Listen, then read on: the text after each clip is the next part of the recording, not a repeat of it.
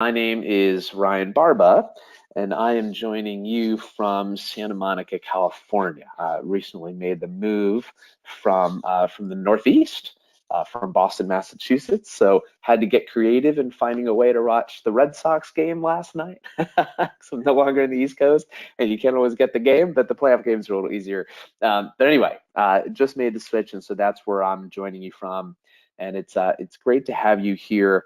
Uh, I'm really excited about today's webinar training. I think this is the perfect time to be launching this presentation. I'm on the phone most of the day with candidates who are worried about, oh shoot, am I too late if I want to apply to business school in January?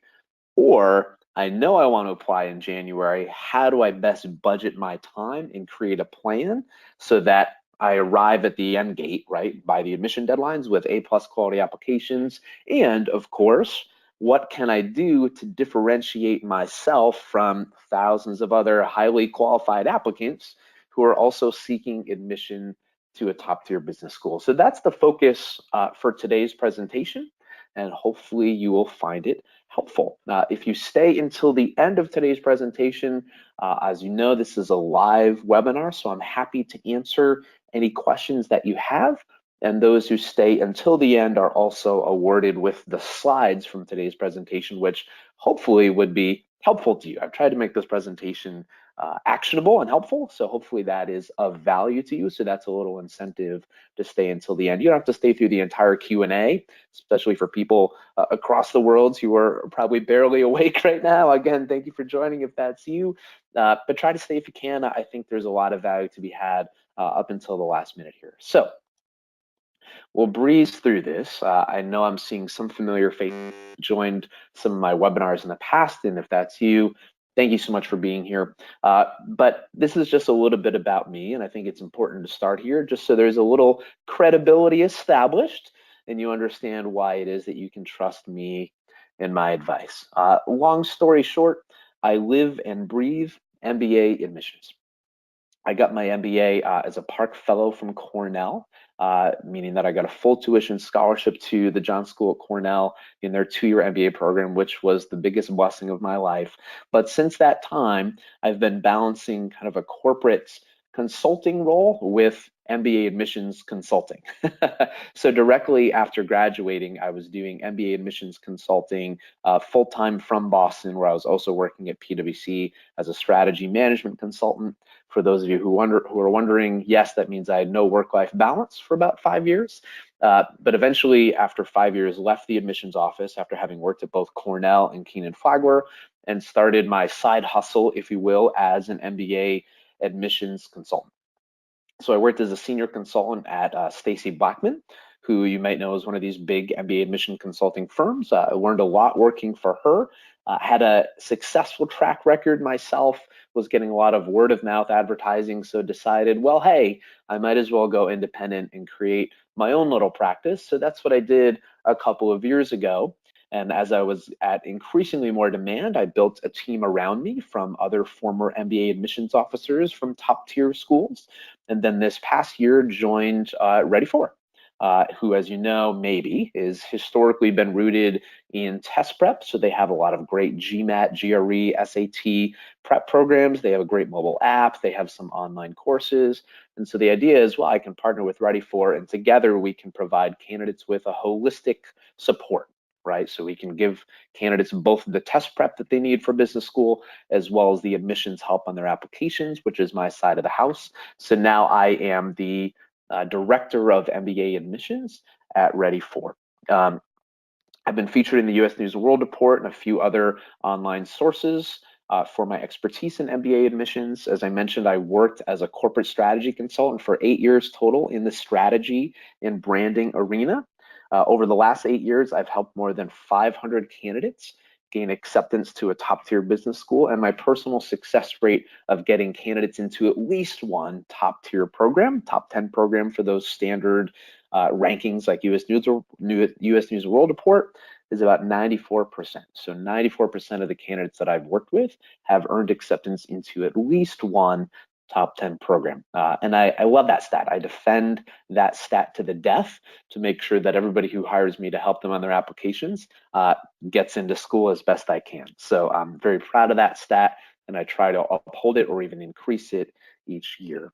More than 40 students currently enrolled at Harvard Business School, Wharton, and Stanford are past clients of mine, which is great. And I really love this work, right? I love working with really interesting people and candidates from across the world, keeping in touch with them through and after business school. Interestingly slash funnily, I'm actually the best man in a former client's wedding this upcoming spring. And so we're going to his bachelor party in Phoenix next weekend. And he started out as just one of my clients applying to business school. So I really do love this work. I love the connections that I've been able to make. It's super rewarding. And I'm glad to have you here to start my relationship with you, whatever that is. Maybe it's just today's webinar. Maybe you eventually hire me to help on the applications, but in whatever respect you do work with me or learn from me, I'll aim to make it as valuable, of course, as I can. So let's move into some content. Let me be really clear here. If you're applying for January, which for most schools is their round 2 deadlines, there are a couple of schools that have November round 2 deadlines. NYU Stern has one, Cornell Johnson has one, Keenan Flagler has one, maybe a couple others.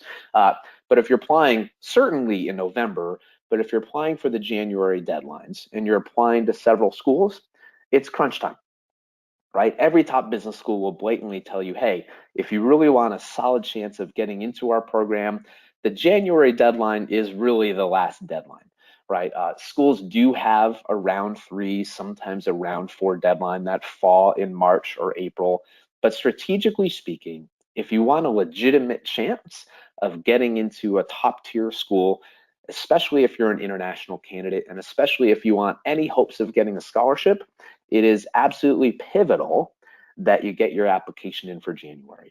Your chances of success applying in round 3 or 4, while not 0, are significantly lower. So if you're determined to apply this year, I think it's really important that you try to get your applications in for January, which means that it's crunch time. Right? If you are applying to several schools for January and you haven't yet started the written applications, the essays, the resume, the application forms, preparing your recommenders, it's time to do all that. And I'll talk to you a little bit more about timing, but want to make this clear that it's time to get moving if you haven't started to get moving already. But you're not too late to the game. Right? It's not like you're showing up in December. If I get candidates like that every year, actually, they'll show up on December 10th and say, yeah, I want to apply to 5 schools in January. And I tell them, there's just no way. And I will outwardly refuse to work with most of those candidates. It's just not enough time. The application process takes time and effort, but we're about 3 months away from the January deadlines, right? We're just approaching mid-October. Most schools have an early to mid-January deadline, which means you have about 3 months. And in 3 months' time, it is absolutely feasible to complete 4 to 5 high-quality applications, even if you haven't started yet. You still have time to build a relationship and rapport with your target schools and show them that you're interested, which is obviously super important. And even wrap up your final test prep and increase your score. If you're still studying, I think you should start working on your applications simultaneously, and we'll get into that a little bit. But you're not too late to the party. So I'm sure that some of you are worried that maybe you don't have enough time for the January deadlines. You do. I wouldn't wait much longer, but again, you still have some time. So I want to start off with that good news. But it's important that you know how to plan. And so that's kind of the goal of today's webinar. I really want to teach you how to plan and budget your time and make sure you're not overlooking important considerations. Now is the time to plan, right? I've seen so many candidates fall into the trap of not planning early enough. It's so easy to underestimate exactly how much time this process does require. It does require a long time. If you're applying to 4 to 5 schools and each one of them is asking you 3 or 4 essays, which is average, then you have a lot of work to do, right? Your recommenders have a lot of work to do because they have to answer the specific questions that each school is asking. You got to fine tune your resume. You got to get up to par on your interview skills. There's just so much work to do, and I see so many candidates kind of fall behind because they underestimate how much work this is. I mean, we just got through a lot of the round one deadlines, right? In fact, Duke's round one deadline is today, right? So I'm working with a candidate and we were up all night swapping drafts of his Duke essays because he didn't recognize how long the process would take, right? And that creates a lot of stress for me as a consultant, but that's nothing new. That's something I've been doing for years. But I've seen over and over again candidates underestimating just how much work this requires. So the sooner you can get started, the better. And for that, and for round two, that means you really got to start now. Right, having a plan is really important. And again, you want to avoid pushing your applications off to round 3 or 4, if at all possible. Just about every candidate, I think, knows that. And so those who are unable to apply for round 1 know that they need to get their applications in for round 2. I know a lot of candidates were still studying for the GMAT. They had no chance of making the round 1 deadlines, but they know they have to meet the round 2 deadlines. All of this is to say that the round 2 deadlines are typically the most competitive. For most schools, the round 2 deadlines attract the highest number of applications. And so by default, if there are more people playing the game, then it's harder to differentiate, right? The bar is raised that much higher because your application is one of many, many being submitted for these January deadlines. So it's crucial to take the time you need to craft really, really high quality applications that lift out of the stack and get you noticed by these really selective admission committees. So here's what I want to cover in today's training. First, how to plan the next 3 months. I'm going to give you some sample timelines and some tips around how to budget your time, recognizing, of course, that everybody's bandwidth and schedule is different. Everybody's applying to different numbers of schools. I can get all that, right? So there's a limit to exactly how specific I can be today, but I'm going to basically make some assumptions, which I'll cover, and walk you through what a legitimate timeline could and should look like as you approach the round 2 deadlines if you're starting this week or next week. Okay, then I want to get into what really differentiates an MBA candidate. I could talk for hours and hours and hours on that. And for those of you in South Korea, I'd feel really bad doing that. So I'm going to give you one really good tip today about how to tell your story and how to differentiate yourself through the career goals essay and how to position yourself through that essay, which is a question that just about every school is going to ask you either in their essays or their interview, and usually both. So we'll talk about how to differentiate yourself by telling a really compelling story about where you're going, why you need an MBA, how you've made progress in your career, so on and so forth. And then, of course, if you're interested in hearing a little bit more about me and my team and the work we do and how we help candidates preparing for the application process, certainly I'll share some information about that. So is this for you? I'm not going to waste too much time on this slide, but if you're applying for top tier MBA programs in January, you want to leg up in a competition, you want to really showcase your candidacy compellingly, maybe you're worried about how to budget your time, and you want some hard-hitting advice and strategies as opposed to some lukewarm, fluffy guidance, then you're in the right place. My expertise is definitely in the top tier programs, right? I should say that as a disclaimer, which is not to say that the advice I'm giving you today is not applicable to every business school you're applying to, because it is. But just so you know where I'm kind of coming from, I work typically with candidates who are applying to the top 10, top 15, maybe top 20 programs. And so my knowledge is much stronger in those top tier schools. So, house rules. What I'm teaching you today is based on real life strategies that I've used to help a lot of round 2 candidates in the past that I think are worth modeling. But again, it's up to you to actually implement it and follow through. You know your schedule, you know your weekly bandwidth better than I ever could.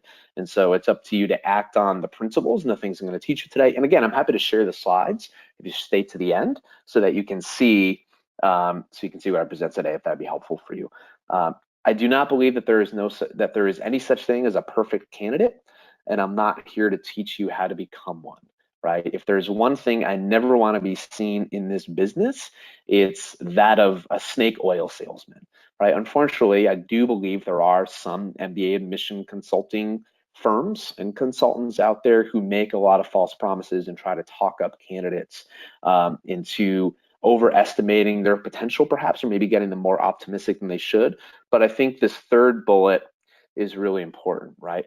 My goal is to give really true, honest feedback and honest advice that can help you, but I'm not here to make false promises. So if you're sitting here with a 2.3 undergraduate GPA and a 540 GMAT score, uh, I can't get you into Harvard Business School, right? Nobody can, right? Yeah, I want you to be realistic about your chances. And so I want to help you elevate the quality of your application and give you the best chance to differentiate yourself in the application process. And I do love the challenge of working with tougher cases, right? Candidates who have some weaknesses to overcome in their application.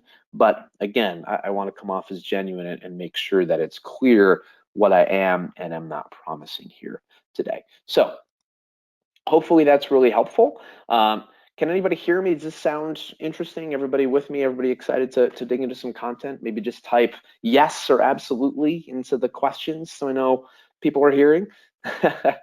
Great. Okay. Good. I'm seeing a lot of responses. Oh, cool. A thumbs up. I didn't even know you could do that through here. Wow. Awesome. Great.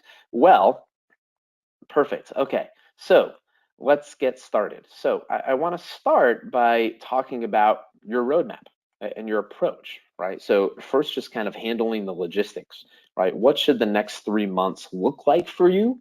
And then we'll get into how to make a really compelling case and differentiate yourself in the application process. So I'm going to start with your round 2 roadmap. Okay, so I'm going to start really simply.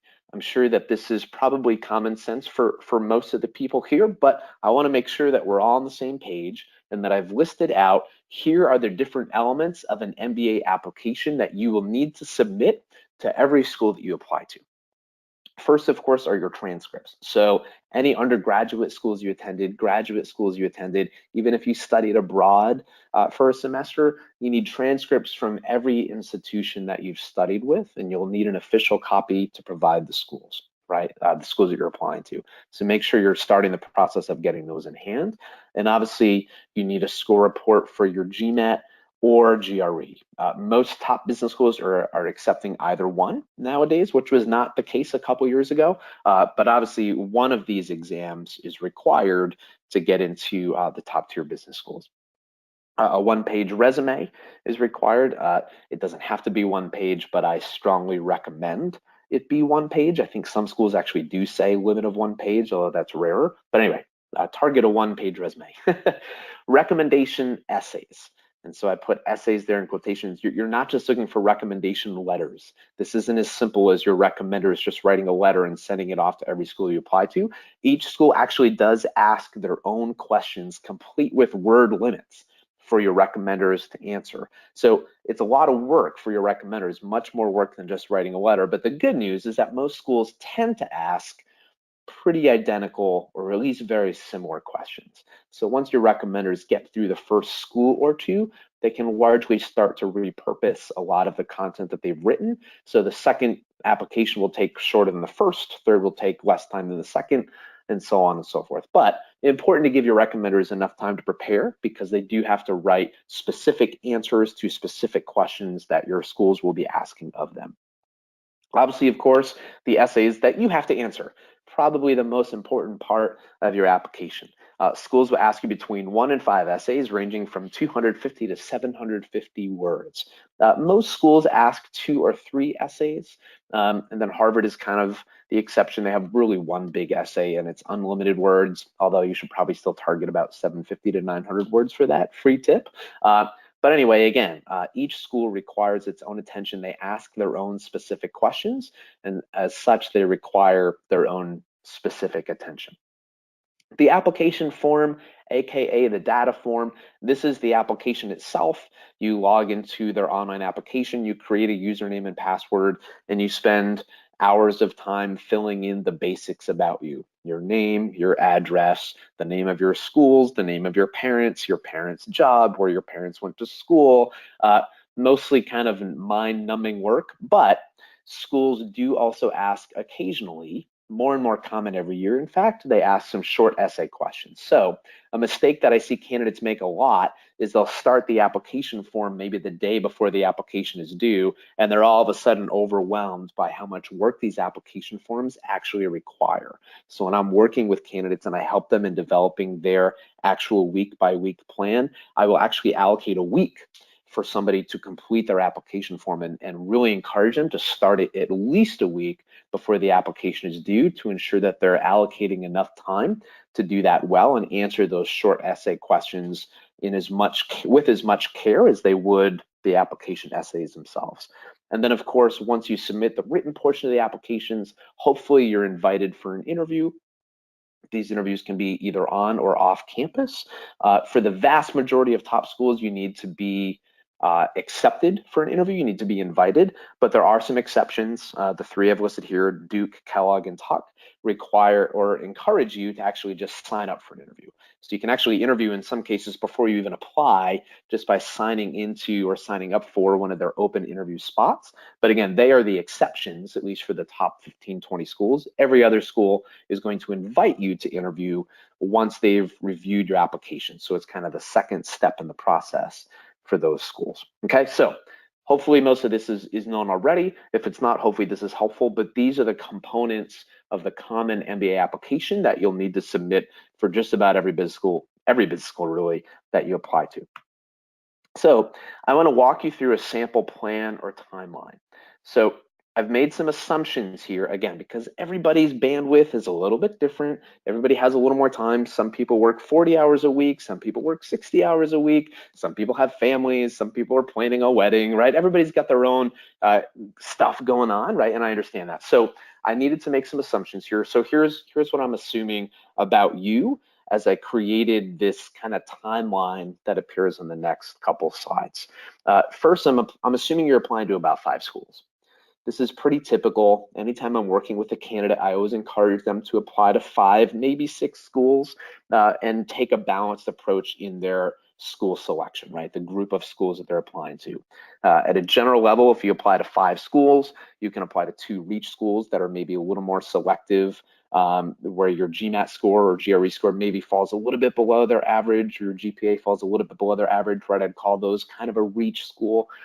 2 solid chance schools where you're really in range in terms of your stats and your work experience and what they're looking for, and then a safety school, right? So if you're applying to 5 schools, that's kind of my high level view of the portfolio that you should pursue.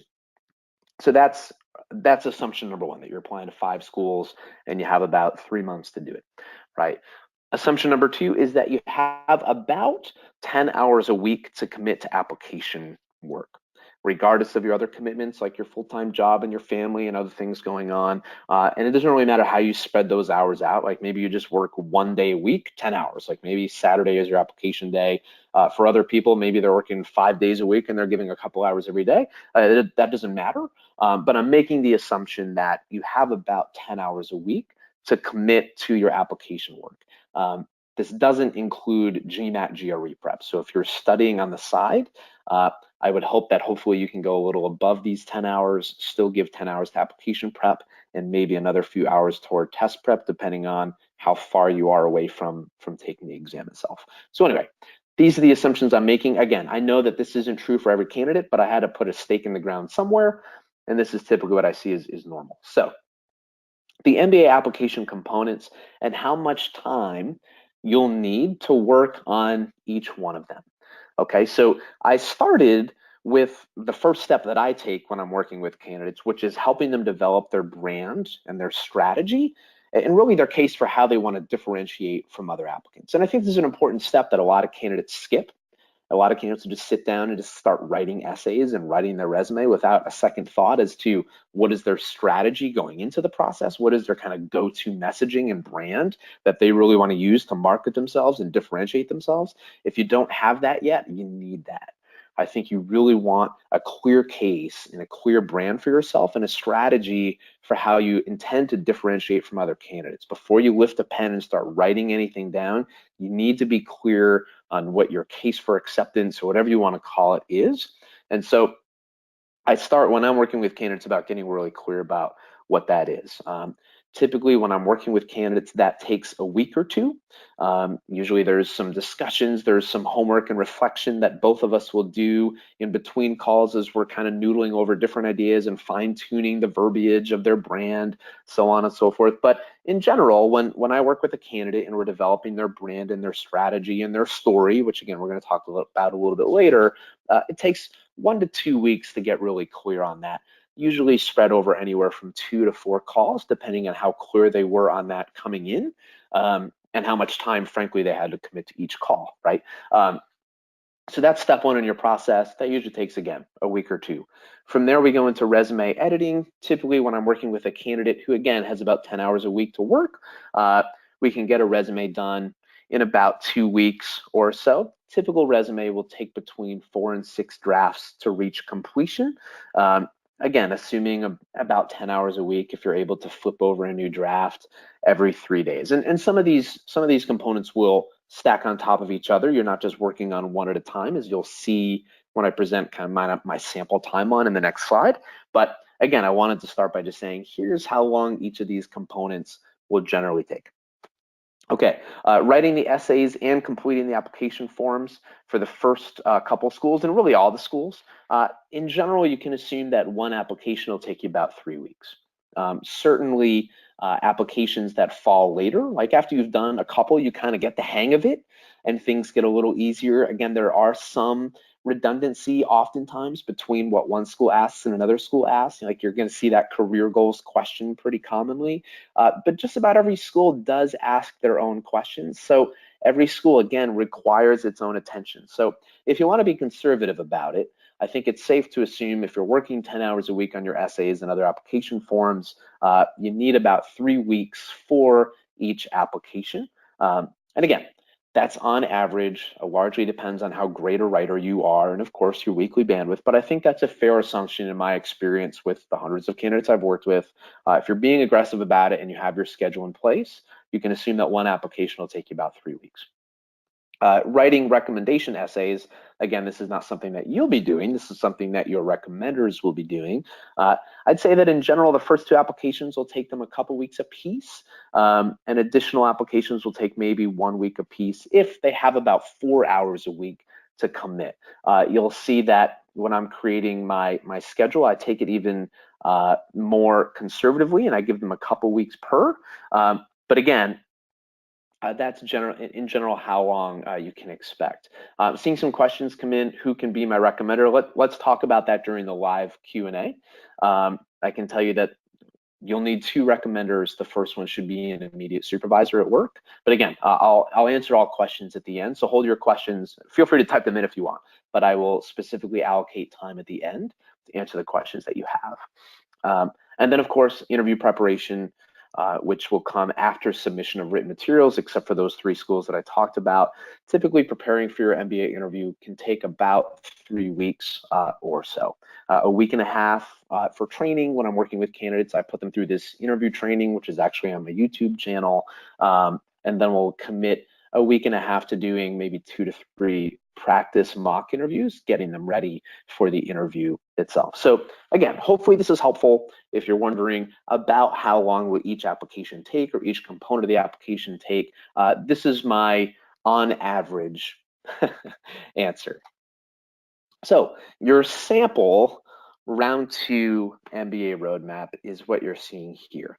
Again, based on the assumptions that I've made about your personal bandwidth, how much time you have to give to these each week, assuming that you're an average quality writer, right?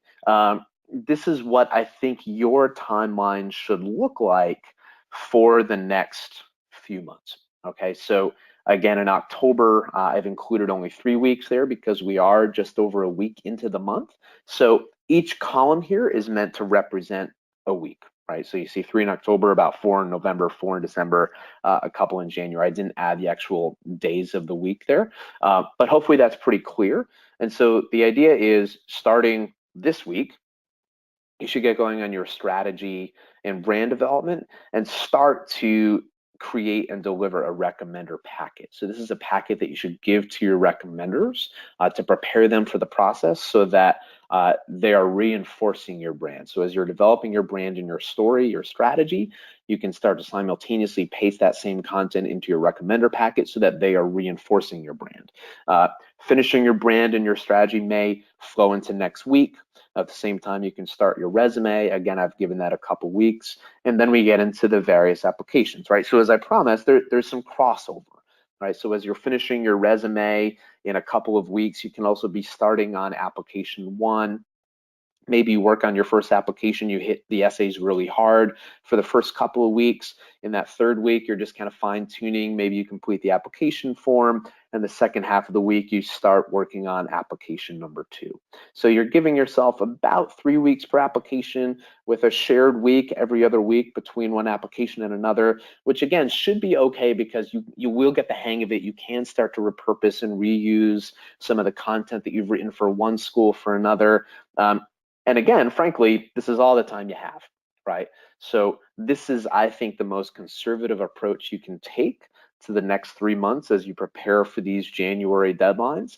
Obviously, it makes sense to keep the school's deadlines in mind, right? So if one school is early January, obviously you don't want that to be application number 5 because you won't meet the deadline according to this timeline, right? Whereas if you have something due in late January, some of the schools have early February deadlines, that might be your school number 5. So obviously choose the sequence of the schools you're working on strategically to ensure that you're not too crunched come January. And of course, to ensure that you don't miss the deadlines as they approach. As I promised, when you look at the recommendations, I allocated 2 weeks per each school. Again, I think that's conservative, but why not give your recommenders more time than they need, right? No need to push them or push them under more stress than they need to be. Frankly, your recommenders are human beings just like anybody else. And so most of them will wait to the last minute to start your recommendation essays, but that's on them, right? So if you deliver your recommender packet for the first week of November, you've essentially given them 2.5 months to complete their recommendation essays, which is more than fair. If they wait until December to start the process, that's not your fault, right? You've given them the notice that they need. And certainly I think it's polite to kind of give them gentle reminders throughout the process, like, hey, just a reminder that Harvard's application is due in a month. I'm here to help if you have any other questions. Just want to make sure we're on track, so on and so forth. Okay, so again, hopefully this is helpful. This is a sample. Again, your timeline may change depending on your individual circumstances, right? So I've worked with candidates in the past who have said, you know what, like my job is super busy. I have 2 weeks vacation that I'm never going to use by the end of the year. So first 2 weeks of November, those are my application weeks, right? And I'm just going to commit full-time 40 hours a week to those weeks. I'm clocking out of work and I'm just doing application work, right? So their timeline would look completely different than this because they're going to centralize their efforts in those 2 weeks, right? Maybe you're only applying to 4 schools, maybe you're applying to 6 or 7, right? There's so many variations that could influence what this looks like. But again, standard candidate, 10 hours a week, applying to 5 schools, ready to get started now. This, I think, is a fair view of what your timeline should look like and something that you should stick to moving forward just to kind of gauge your process or progress and make sure that you're not falling behind. Now, I'm sure that some of you listening today have this question. What if I'm still studying for the test? Right? Which I know that there are some of you in this webinar who are still studying for the test, because I've had 3 calls with candidates today who are thinking of working with me and my team, and 2 of them are still studying for the GMAT. Right? So I know that this is reality for many of you, right? If you're still studying for the test, here's my best piece of advice is don't wait until you're done with the test to start your applications at this point, right? So if you're applying for January and you're taking the GMAT in mid-November, it would be a mistake to wait until mid-November to start your applications. If that is you, if you still have another month before you're taking the GMAT, maybe you're not taking it until December. Like we all, again, have different timelines. I understand that. Take a practice exam. Use that as kind of an indicator of where you expect to land. and then maybe start with your easier schools first, right? Maybe start with your safety school, maybe a couple of those sure fit schools, and then once you have the official score in hand, determine how high you want to reach and how much of a reach school you want to apply to based on your score, because I know there's still that kind of question mark of, I'm not really sure where to apply until I have my GMAT score, my GRE in hand. I think those practice exams are a pretty good indicator of at least where you are now. And I believe if you still have another month to study, that you can increase your score significantly. I think the GMAT is a test that you can study for and do better on. And another free tip, take the exam at least twice, because most candidates do better their second time out almost by default, because they're more comfortable with the testing center. They know what to expect. Maybe they got a decent score the first time, so the pressure is kind of off and they just want to try again.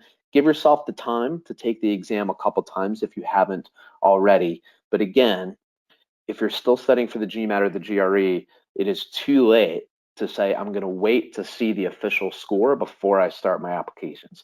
I guess if you're taking it at the end of this week, that might not be the case, right? Go balls to the wall on your GMAT prep until whenever you're taking it this week. But for anybody else taking the test a little bit later, unfortunately, you're in a position where you need to do both simultaneously. You need to start working on your applications while studying for the GMAT or the GRE. Otherwise, you're not going to have enough time. I mean, unless, of course, you're only applying to a school or two, which, again, I discourage. I think you should be applying to about 5. But generally speaking, it's crunch time to get going on your application. And if you're still studying, unfortunately, you need to find time to balance both.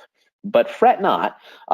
It's not that hard to do for most candidates, right? And I want to empathize with anybody on the line. I know everybody has their own schedule and their own availability and their own commitments, so on and so forth. But for candidates that I've worked with in the past who are trying to balance both their test prep and their application, here's kind of a sample week that they might have, right? So they're doing GMAT study or GRE study after work for a few hours on Monday and Wednesday. Maybe they're getting some tutoring, maybe they're taking a class online, I don't know.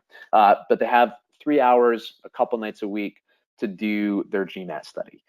They do their application prep Thursday night, one more night a week, and then they're working in some capacity on weekends, right? So kind of the sample I gave here, maybe they're taking their practice exam on Saturday, then they take a break and they do a few hours of application work that afternoon, and then Sunday is application day, right? So in this very sample weekly schedule, you're still getting a couple of days off. In my hypothetical scenario here, you get Tuesdays and Fridays off.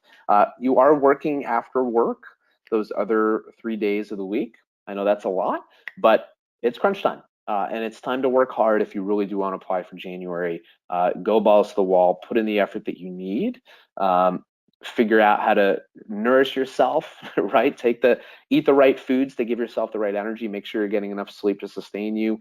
It might be a painful next few months to get this done, but this is your opportunity, right? If you really want to get your applications in for January, it's time to push. Okay, so if you follow this type of schedule, you're giving yourself 10 hours a week for test prep and 10 hours a week for application work, which again is enough to keep you on that 3-month schedule leading up to the January deadlines. So hopefully that's helpful, okay? I wanted to, again, kind of represent for you how long should each application component take, what should a timeline look like for you, and what do you do if you're still studying for the test? Hopefully I've addressed those questions, because those are questions that I'm hearing over and over again from candidates around this time of year. So hopefully that was relevant to you. So part 2, telling your compelling candidate story. So this goes into the how can I differentiate myself from other candidates? Again, that is a multifaceted question. I've had webinars on just how you brand yourself. I've had webinars about telling your story, like some of the content here, and everything in between. Like there's a lot that I can teach you around how to differentiate yourself, but this I think is really important content. And so I want to talk to you about how to tell your story in your applications. And again, this is your answer to what they call the career goals essay, which looks a little bit different from most schools, but it's generally something around what are your career goals and why do you need an MBA? right? Some schools will distinguish between short and long-term career goals.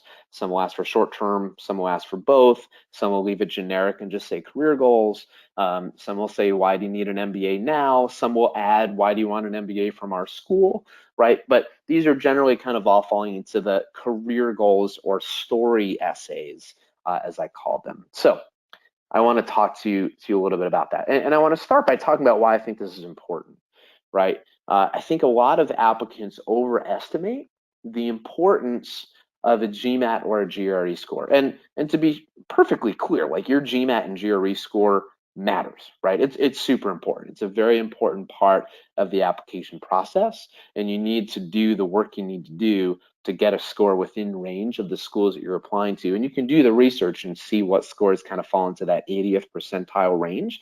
You certainly want to be in that. You want to be as close to the average as you can. Certainly, if you can exceed the average, even better. Your GMAT score or your GRE score certainly matters. But in general, based on my experience working in admissions, and again, I worked at Cornell for a couple of years, at Kenyon Flagler for a few years, so I worked in admissions for a while, and I've talked to other MBA admissions officers, many of whom are now on my team. I just had a conversation last week with the former director of admissions from Stanford.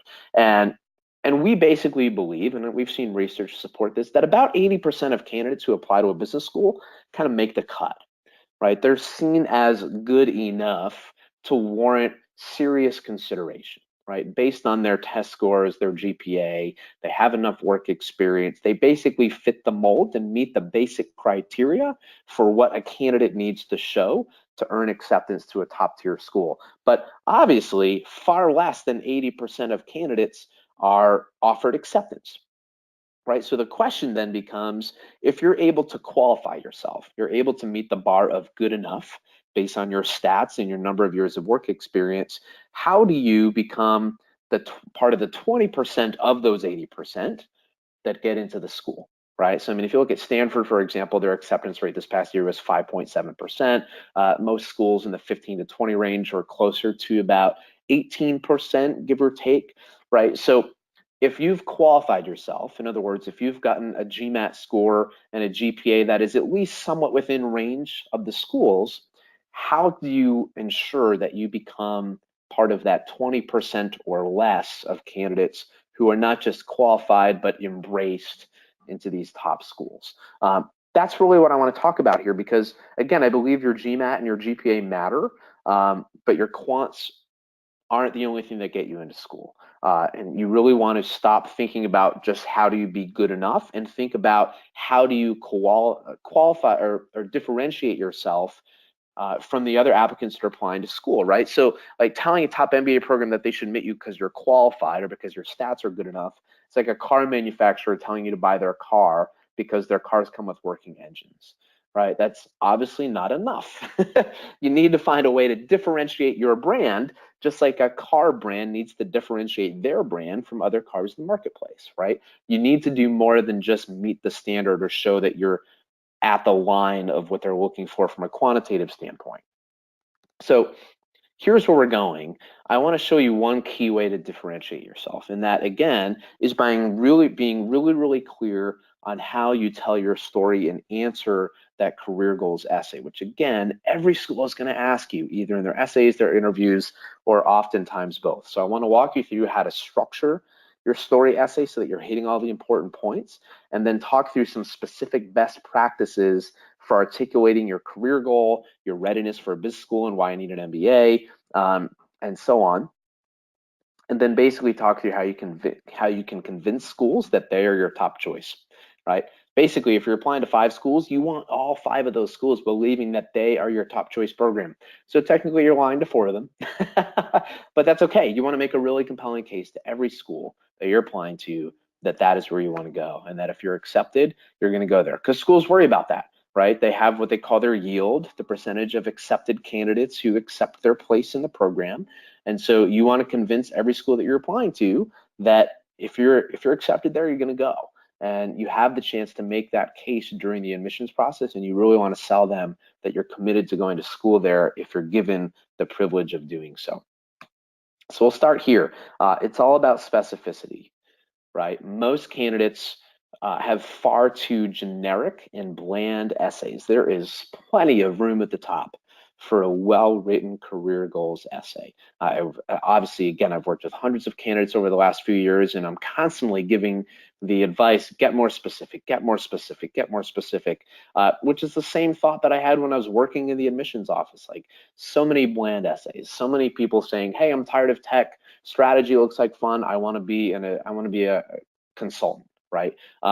Great, that's fine. That's a relevant career goal, but there's nothing differentiating about that story, right? You really want to think through how can you differentiate yourself from the competition and write a really compelling career goals essay that makes you stand apart by being really compelling, really convincing, really specific, and really make you really likable as a person. So fluff belongs in your sandwich, not in your essays, right? We're looking for hard-hitting specific content, not just fluff and generic broad content. Articulating your compelling, unique story, right? This is kind of my formula for how to write this essay. So basically, you kind of have a four-step process, right? You've made some progress to date in your career. So you've worked hard for a couple years, you've developed some relevant skills and knowledge. You're pursuing an MBA, which is the bridge between where you are and where you want to be short-term, your short-term career goal, which I will call your short-term training ground, because your short-term career goal is the training ground, ideally, for where you want to be long-term, right? Which I call your long-term vision for contribution. And this should be pretty aspirational. So those are the four steps in sequence of how they'll actually occur in your life, right? You have pre-business school, short-term after business school, long-term after business school. Long-term being 5, maybe 10 plus years beyond business school, right? But as you're seeing on your screen right now, I hope, this is not actually the order that I think you should write this essay. Right, I think the most compelling essays actually go in the order of the numbers that you're seeing on the screen. So you can see the 1, 2, 3, 4, I assume. So starting with the long-term vision. My long-term vision is to XYZ, which was inspired by this, and to succeed in the long term, here are the skills and the expertise I need, right? So you start with your long-term vision and you're painting a really compelling picture and basically saying, hey, this is where I'm going and this is my vision for how I want to be phenomenal, right? I call it my vision for contribution. Like, this is the impact I want to make on the world. Here's the change I want to see happen, or the efficiencies I want to see happen, or the customers or people that I want to help. And it doesn't mean your goal has to be humanitarian, right? I think candidates fall into that trap sometimes where they think, well, in order to get in business school, you have to say how you're going to cure hunger in Africa or something. It's not the case. Like, if you want to be an investment banker, fantastic. Being a really successful investment banker long-term is perfectly okay. But I like the idea of starting with this long-term vision for contribution to really show what it is that you want to become and why that's important. So this is your chance to really make yourself really likable from the start, right? Here's the impact that I want to have. Step 2 is to articulate your short-term goal, right? As such, my short-term goal is X, which is going to really prepare me for where I want to go long-term, right? That's step 2 in your essay. Maybe it's paragraph 2, step 2 in other ways, but that's kind of the next part of your story. Step 3, your relevant growth to date. I've made significant progress toward qualifying for that short-term goal, generating skills that I'll be able to use in that short-term goal, so on and so forth. And so that's step 3, okay? So again, here's where I want to be in 10 years. Here's the legacy I want to build, the contribution I want to make. In order to get there, here's where I want to start after business school, which is going to do a great job of equipping me with the skills and knowledge that I need to succeed in achieving those long-term goals. Step 3, I've made significant progress toward these goals already. I've built some relevant skills and knowledge, sometimes even though I've been working in a different industry and I'm using business school as a transition, which is perfectly fine. My experience to date has certainly not been irrelevant. I've started to build connection skills, knowledge, leadership skills, what have you, that are going to help me in achieving or doing well in that short-term goal. But I'm not quite there yet, right? I need an MBA. So that's your step 4. how is an MBA going to help bridge the gap, which is why I call it a bridge, between where I am and where I want to be. In fact, if you go to my Instagram page, you'll see that my logo is a bridge, right? It's kind of tied to this idea. The MBA is a bridge between where you are and where you ultimately want to go. So let me walk through these steps in a little bit more detail, but rather quickly. I do want to keep things moving, and I do want to save some time for Q&A at the end. But again, step one is articulating your long-term vision for contribution. This is the first step in your essay. So the percentage of candidates who actually know their long-term vision for contribution is shockingly low, right? Most people you talk to in the general populace, and certainly amongst MBA candidates, if you ask them, hey, where do you want to be in 10 years? They have no idea the answer to that question. So a small number of candidates really can articulate where they want to be long-term, and an even smaller percentage of those can articulate it well and convincingly. So what that means is that if you're really clear about the impact you want to have, how you want to contribute, at least on a broad level through your career long-term, you are already far in advance above what most candidates can genuinely do. Most candidates are just saying, hey, my long-term goal is to be a partner at McKinsey. My short-term goal is to be a senior associate at McKinsey, climbing my way to partner, right? Which again, perfectly relevant goals, but so broad, so generic. Talk about the practice you want to be in at McKinsey. What is the specific customers that you want to serve? What are the problems that they're having that you want to help solve? Why do you really care about that line of work in that industry? Like, what is the vision for the impact you're going to make as a partner at McKinsey, for example? Right? Really get clear about what that vision is, and talk about why it's important to you. Right? Why is this goal to be a part of this industry, to be a part of this solution, important to you personally based on your experiences, your background in and out of the workplace, so on and so forth. Again, schools really care about kind of the soft factors of who you are and what makes you who you are. Right? I mean, Stanford for years and years has been asking what matters most to you and why. Right? The Tuck essay from last year was what you're seeing there, right? How will Tuck MBA enable you to become a wise leader with global impact? Like, these schools really want to know how you want to make a difference and how you're going to use your business career to do something really special and really impactful, and why that really matters to you. So my 5 characteristics of a compelling long-term goal: should demonstrate the value you want to have, be really specific about the role you want to hold and for what type of company, convincingly argue that this is important to you, right? It's really personal to you. Maybe it's rooted in a past experience or some type of aha moment that showed you what's really important. Makes it clear what that role will entail. So not just the role you want to hold in the type of company, but what does your day-to-day look like? Like, what are you going to be doing? Because it's important to use that to inform the 5th one, the skills that you need to succeed in that role. So the idea is, if you can be really specific about the role you're going to have, what the day-to-day is going to look like, and what you're going to need to do in that role, and then talk about, well, in order to do this really well, I need to have skills and knowledge in X, Y, Z. You're setting yourself up for step 2, which is your short-term goal, where you basically want to scale back from your long-term goal and say, okay, given where I want to be long-term, here's where I want to be short-term, AKA when I graduate from business school. And so you want to scale back from your long-term goal and say, what position within what type of company will help me prepare for success, right? What is the job that you want to have that's going to give you the skills, knowledge, expertise, connections, soft skills like leadership skills, whatever, to succeed long-term. So again, I call this a short-term training ground, because for your story to be cohesive and consistent, there should be a strong match between where you're going short-term and your long-term goal, because your short-term should help prepare you for that long-term success.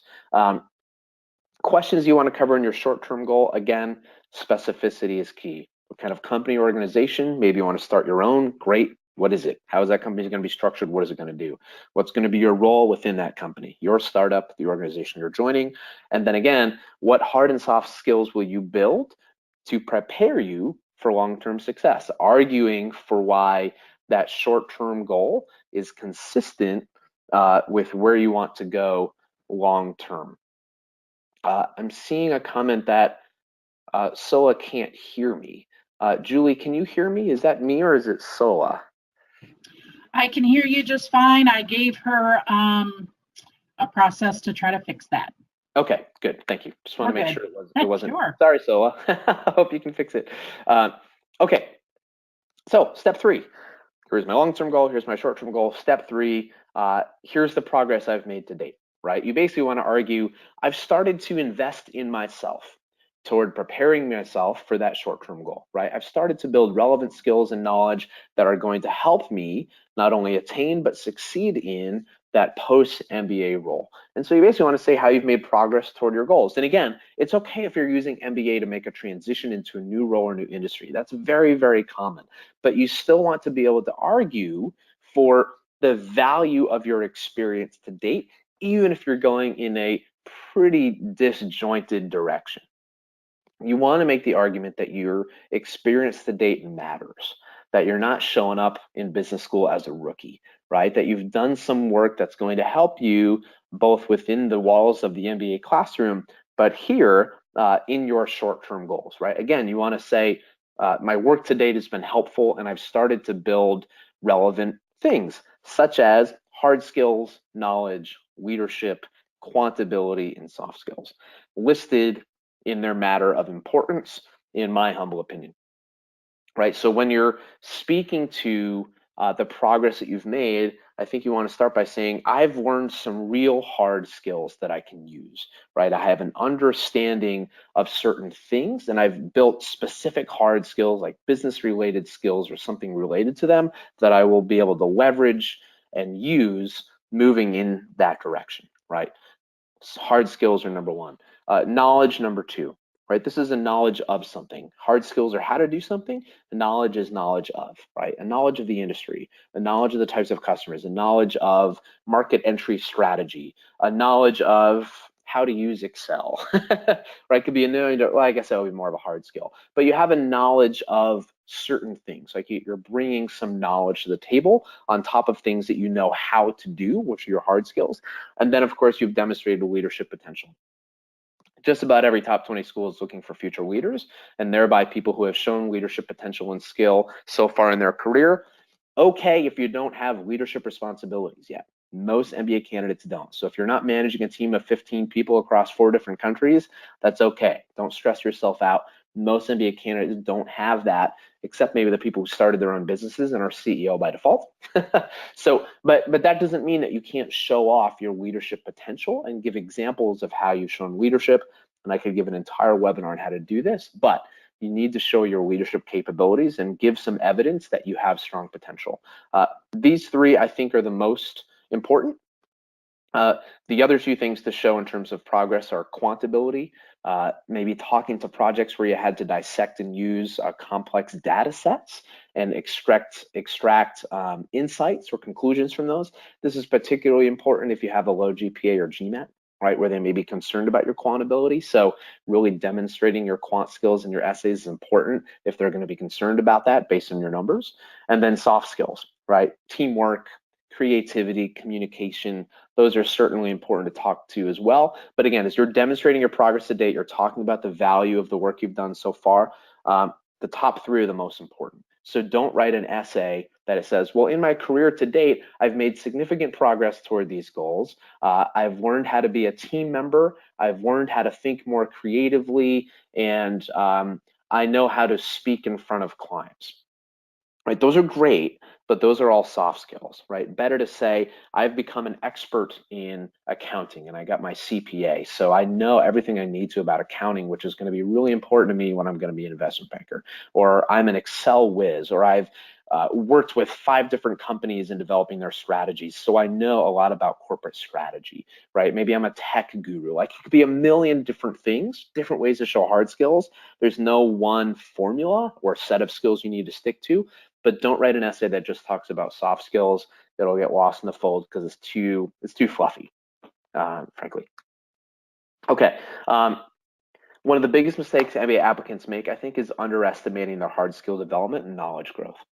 They underestimate the value of their own experience, and they basically say, the work I've done so far really doesn't matter. It's the same thing everybody else does. It's too common. It's funny. Some candidates will say, well, it's too common. It's too much like everybody else's. And then those with non-traditional work experience are like, well, it's irrelevant because it's not what everybody else is doing. It's so funny, right? Seeing it from this side of the fence, right? People who come to me with like commercial banking experience, like really great work at JP Morgan will say, oh, my experience sucks because there's so many people applying to business school from this background, right? I wish I would have done something a little bit different and more unique. And then I'll work with, a nurse or a teacher, and they'll say, my candidacy sucks. Like, I wish I had worked at JP Morgan so that I could really fit the mold. It's so funny. Regardless of what side of the fence you're on, whether you're coming from something traditional or non-traditional, you have relevant experience and skills to leverage.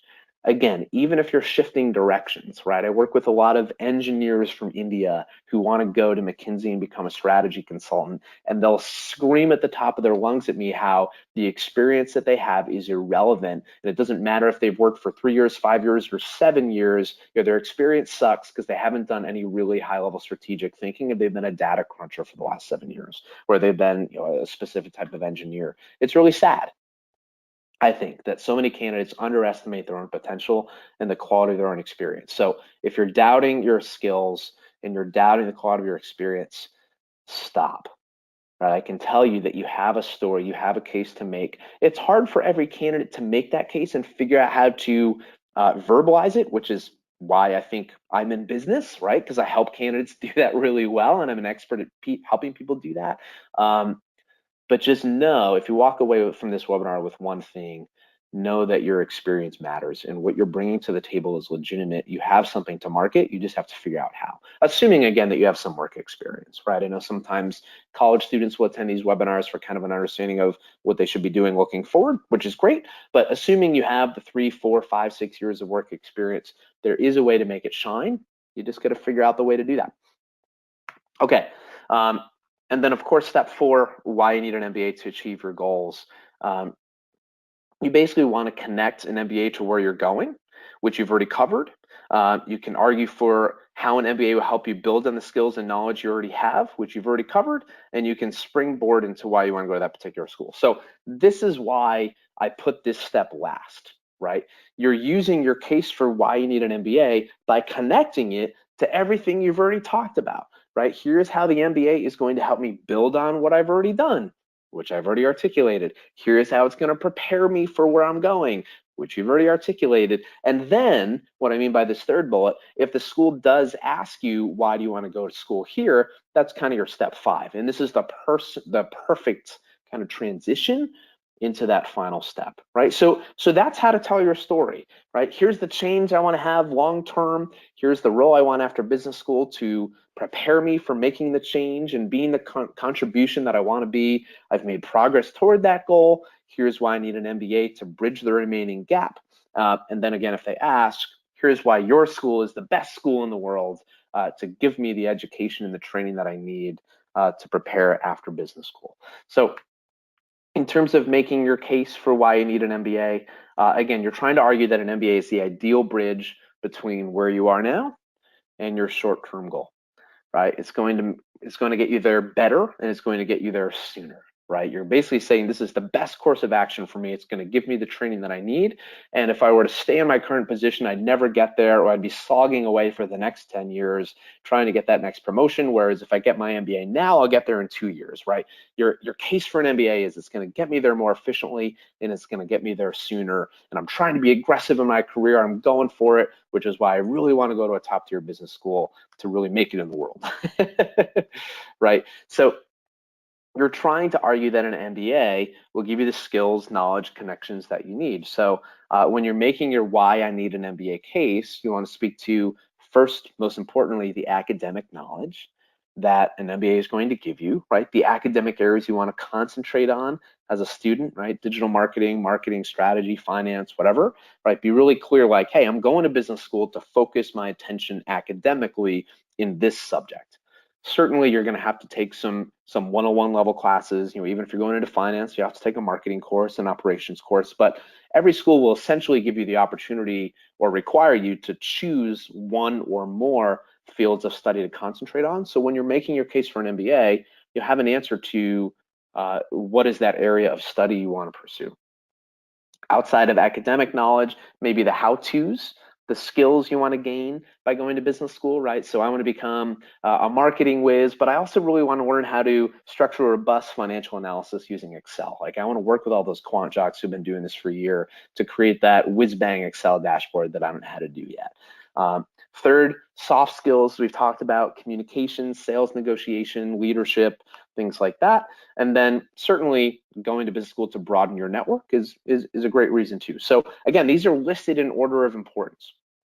So when you're making your case for why you need an MBA, you absolutely need to speak to the value of the academics, right? And the things you want to learn. I've read so many essays from candidates who are like, oh, I can't wait to go to business school to learn general management, become a better leader, and build my network, right? That is crap. It's so generic, it's so broad.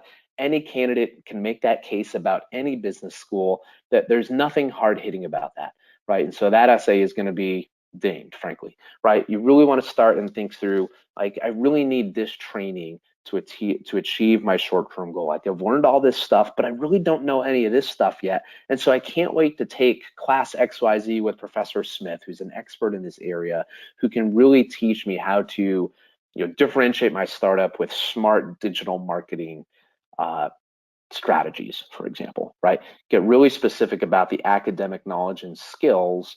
And then the soft skills and connections can be kind of toward the bottom of importance, but really make sure you're being, again, specific as you can about why you want to go to business school. Okay, so that's the story. Okay, that's kind of how we're going. And again, I have that little thing at the bottom. You basically want to argue for how your influence and impact is going to increase as you move forward in your career. So an effective story essay is unique, persuasive, memorable, and basically convinces the admissions committee to root for you. Okay, if you're doing all these steps and you're talking about all those things that I talked through, you'll do this, right? It's memorable, and it will make you likable when you can really articulate the difference you want to make in the world, the contribution you want to make long term. Most candidates don't do anything like that, right? That feels too fluffy, too aspirational for them, or they don't know the answer to that question. They haven't taken the time to think about it. Use this time as you're writing your essays to get clear about where you want to go, and be as genuine as you can in your story. Of course, when you go to business school, if you want to change your mind, that's fine.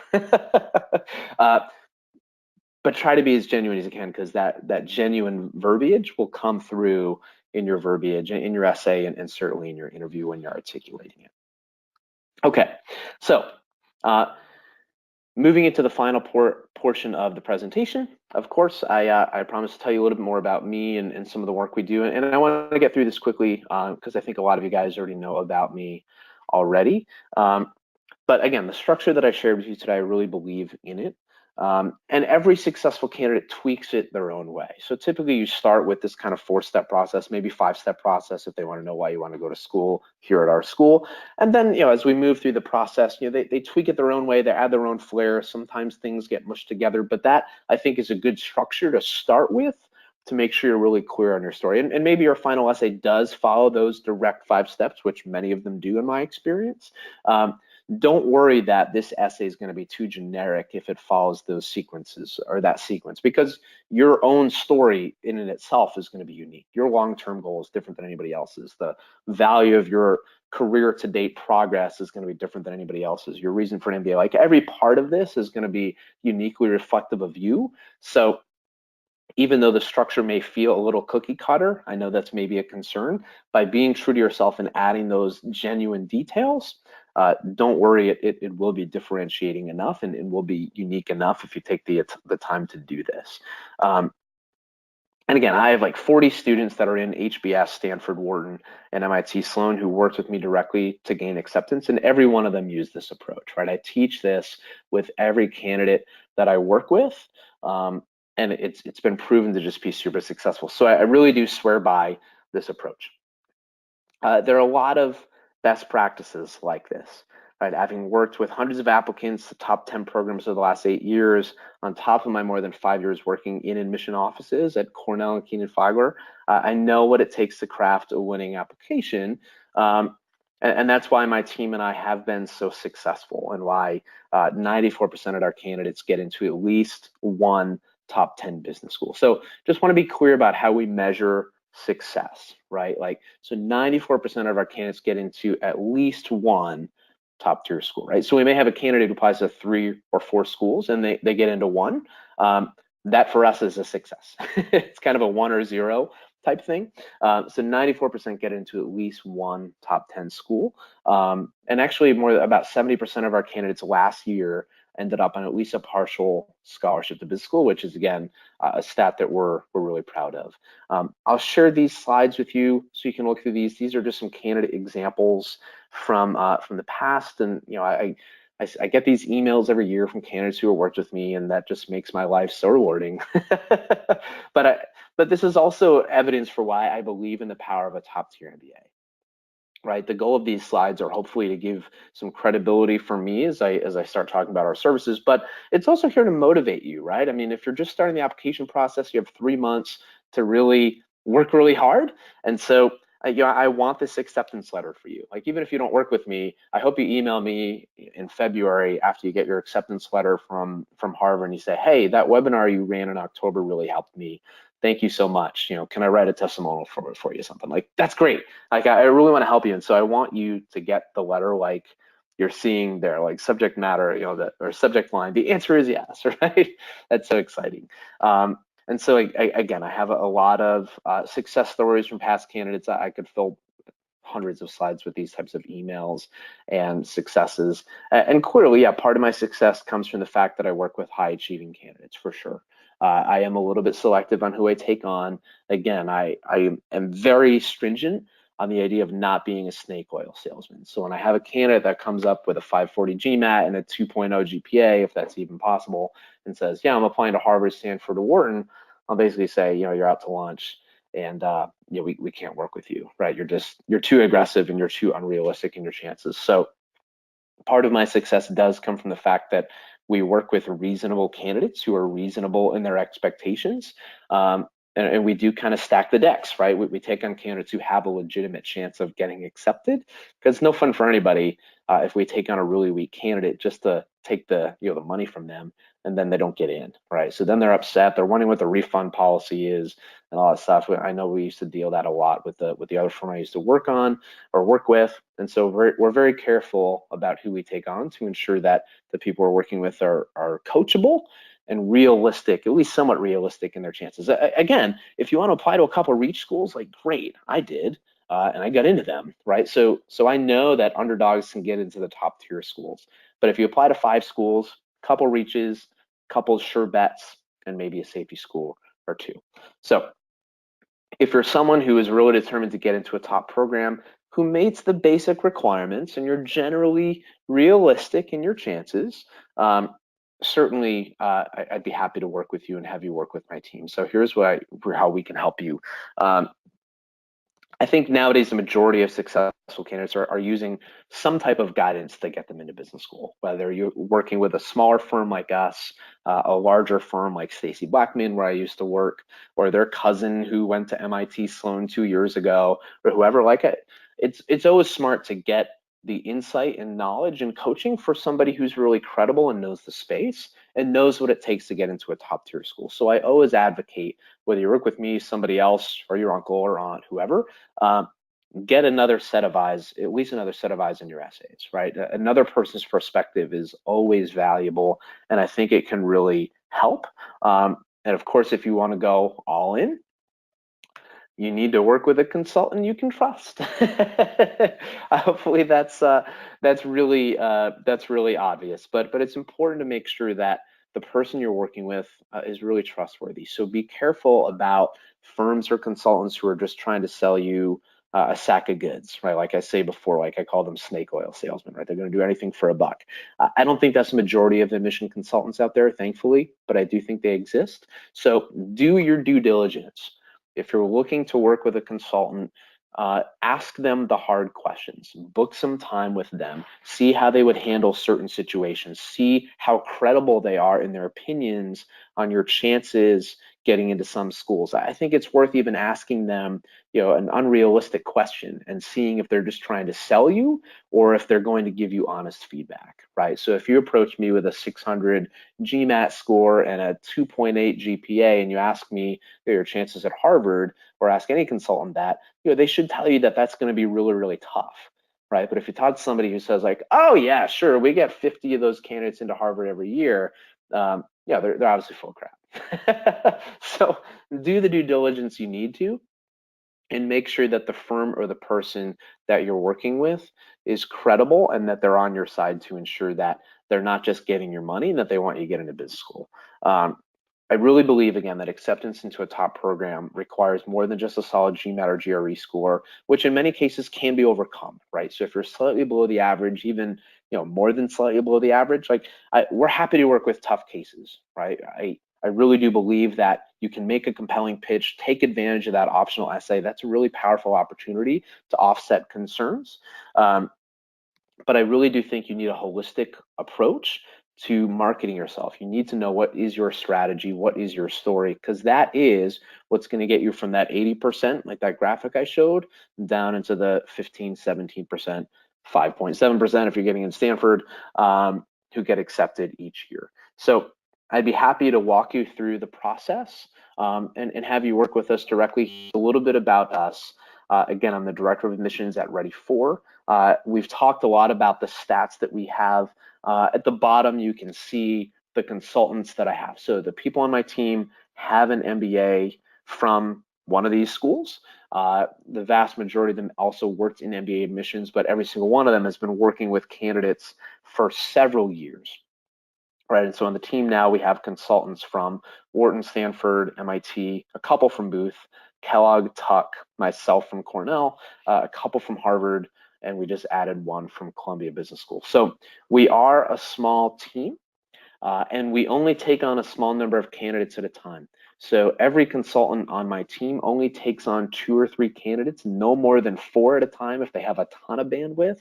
But last year, for example, we took on 25 candidates. This year will probably be the same. And as you might expect, given that we are a little bit later in the process, we're starting to run short on spaces, and we will cap pretty soon. And I know that sounds super salesy, but it is something that I think differentiates us. Is we have a small team. Each of us only takes on a set number of candidates. We're slightly selective on who we take on. We want to make sure that you're coachable and, again, somewhat realistic in your aspirations. But these are the reasons that I think we're really successful, right? I know in some of these larger firms from experience that sometimes consultants will take on like 20, 30 candidates at a time. Remember, at one year in the past, I had 24 candidates to myself at one time, which was great. A lot of them get into school, and I am someone who doesn't mind staying up until 3 o'clock in the morning reviewing resumes.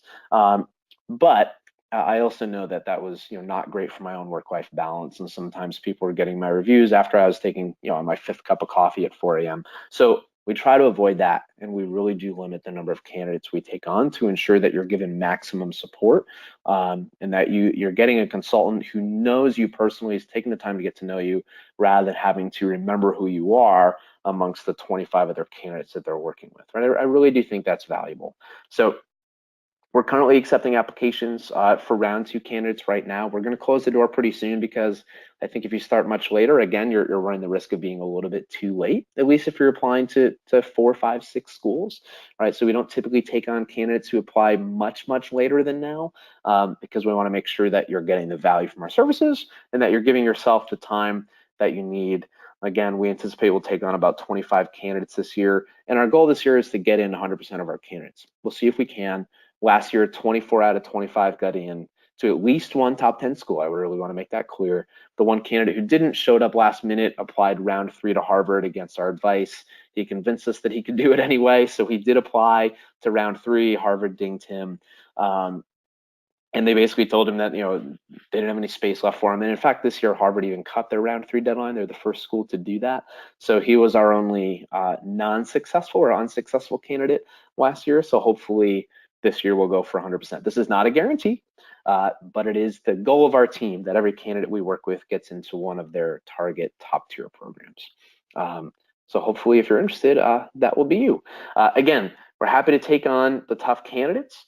So if something in your profile makes you think twice about applying to the top tier schools, know that you're not alone. That's the case for many candidates. Your application is not dead on arrival. And we've worked with a lot of candidates with weaknesses, low GPAs, low GMATs, non-traditional backgrounds, other red flags. We've worked with candidates who had been arrested, had some type of crime, had a big job gap on their resume. We've seen it all, some really interesting circumstances, I have to admit, but we're not afraid to work with you if you have a weakness. So while we're selective in ensuring, again, that you're coachable and somewhat realistic and reasonable. Even if you're being aggressive, it's okay to be aggressive, not okay to be completely unreasonable. And we want to make sure that we're taking on candidates who we feel confident we can help in getting into business school, as opposed to being one of those firms that just takes on every candidate we can to get as much money as we can and have an acceptance rate of 50% or something. So we're not looking for the most perfect candidates. We're just looking for people who are hungry, committed, and driven, which again is really important given that it's already October anyway. So we'll help you. So again, targeting candidates, targeting top schools will help you create your personal brand to differentiate yourself, craft your winning story, crush every aspect of the application. No application is off limits, and hopefully dramatically increase your chances of acceptance and even your chance of scholarship. This is a very high-touch premium service. You'll work closely with us throughout the entire application process for several months. And basically, here are the different steps that we take. Strategy and brand development, school selection, creating a timeline for you to follow, unlimited edits to your resume, your essays, helping you coach and select your recommenders, create that recommender packet, review the recommendation essays themselves, help you with the application form, which again includes some short essay questions oftentimes, and then interview prep, mock interviews, and then help you in pursuing and hopefully getting some scholarship money as well. But I really think that the first step is what sets us apart. I was one of the top consultants at Stacy Blackman for 2 out of the 3 years that I was there in terms of my success rate. And it was because I created a really unique approach to helping candidates brand themselves and really develop their strategy, which is why I ultimately went independent, right? It's like I had this different approach. It was making me more successful than the other consultants on the team. I had my own reputation, so my team knows this approach well. We've even worked harder to fine tune it since then. And I really believe that if you're needing a brand and you're needing a strategy and you're doubting how you're going to differentiate yourself, we are the best in the biz at doing that, in my humble opinion. Again, we'll help you prepare your stellar application. We've had a lot of success in terms of scholarship money. You can see our numbers. Since my team and I started working together in 2012, we've helped amass nearly $6 million in scholarship money for candidates so far. So if you want to work with me, there's a link that Julie can type into the chat now, or the URL is there if you want to type it in manually. So basically what this does is this gives you a link to my calendar to book time with me directly, and you and I can talk. I will interview you, you can interview me. I'm basically, again, looking for candidates who are aiming high to the top tier programs, who seem coachable and reasonable in their expectations, and who I think will be working hard over the next few months. Like I don't like working with slackers, frankly, who I have to chase down and say, hey, I haven't heard from you in a week. Like that's no fun for anybody. So I'm working for people who are really committed to this process, really want to get into a top tier school, and are committed to working hard and making that dream come true.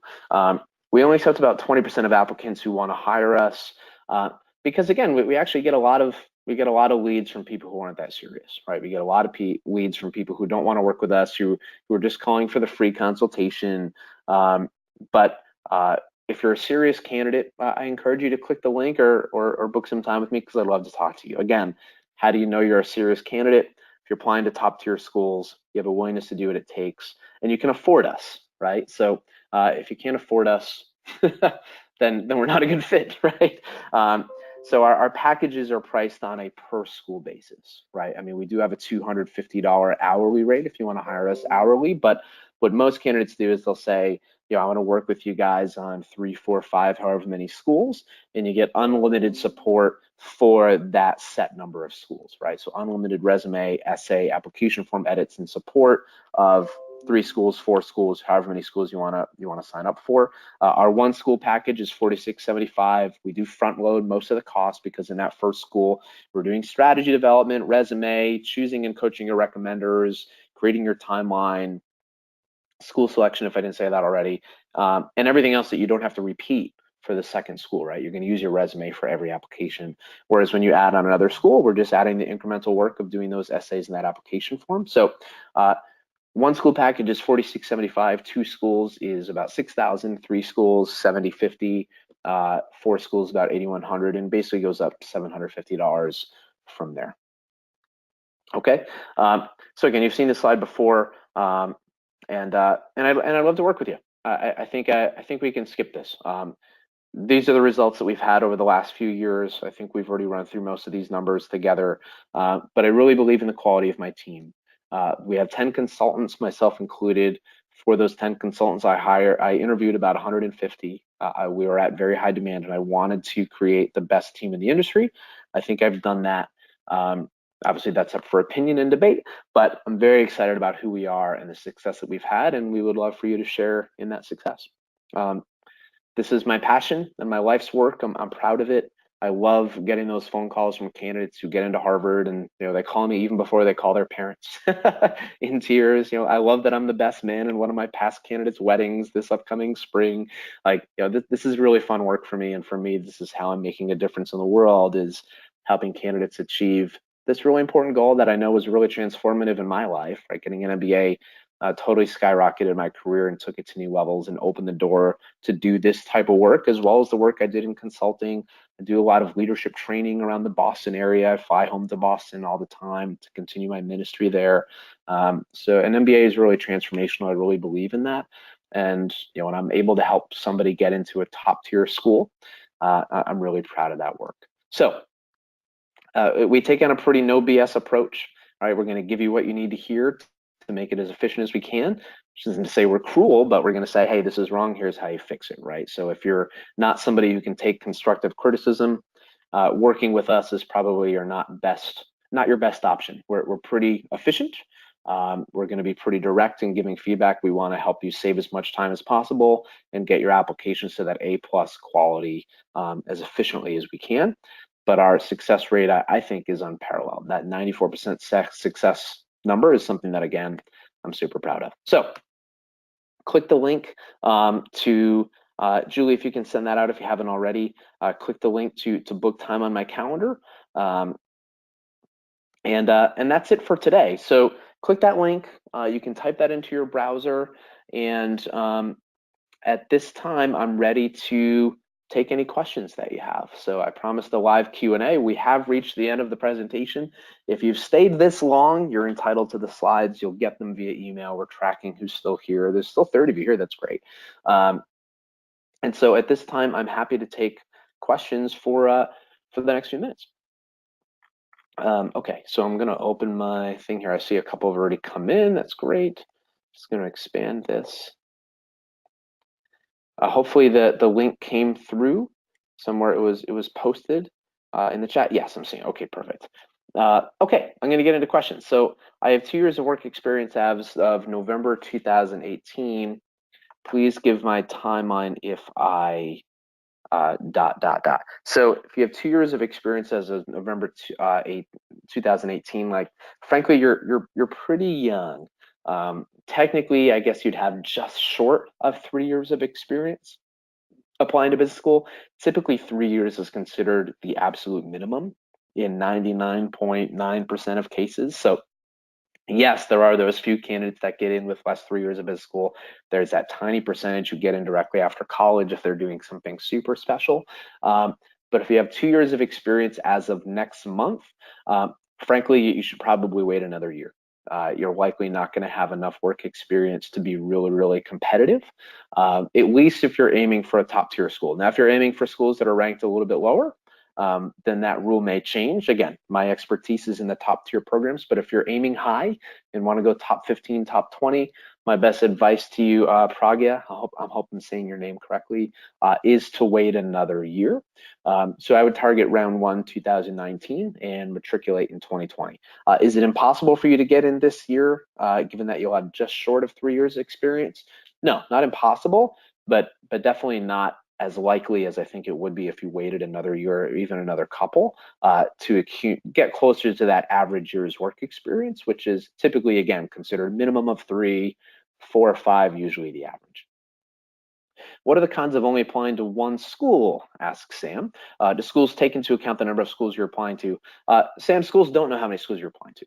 So if you apply to 5 schools, like only you know that. There's no inventory or record keeping out there where schools are communicating to each other about where else you applied. So they have no insight into that. So the cons of applying to only one school is just that it's you're risking your ability to go to business school on one acceptance letter, right? And so there is some unpredictability to this process. This is a human-driven process. That when I was working in admissions, and I know this is still the case in most schools, they literally print out your application and read it by flipping through the physical papers. Like the admissions committee kills trees every year, right? So if you're only applying to one school, you might get somebody reading your application who's just in a crappy mood that day, right?